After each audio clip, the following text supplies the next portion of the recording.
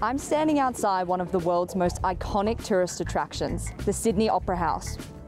But there are no tourists here today, just a few people who are jogging and the police to enforce the city's lockdown.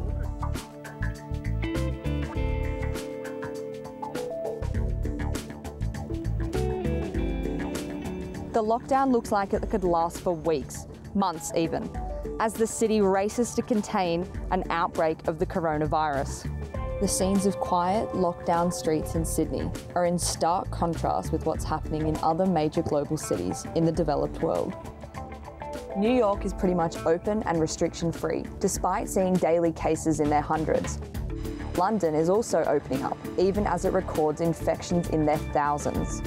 So why is Sydney in the midst of a business-crippling lockdown when daily cases here have so far barely peaked at around 100? It's because of a slow vaccination rate in the wake of Australia's so-called COVID-0 strategy, which until just a few months ago helped make it the envy of the world. Along with economies such as Singapore and Taiwan, Australia embraced closed borders and intense quarantine for returning residents.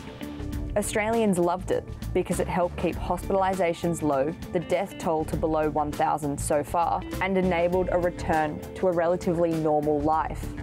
But now, the highly transmissible Delta strain keeps finding ways through an increasingly fragile quarantine system into communities such as Sydney, forcing them into lockdown. It shows the elements that made COVID-0 so successful in the early stages of the pandemic are proving difficult to maintain long-term. Increasing the problem, the false sense of security COVID-0 enabled meant that countries like Australia have delayed on what is emerging as the only real long-term magic bullet: vaccination.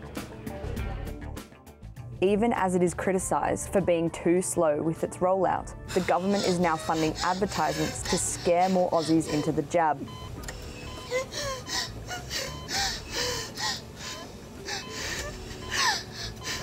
Still, it is unlikely that the rollout will quicken in time for Australia to return to a new COVID normal this year.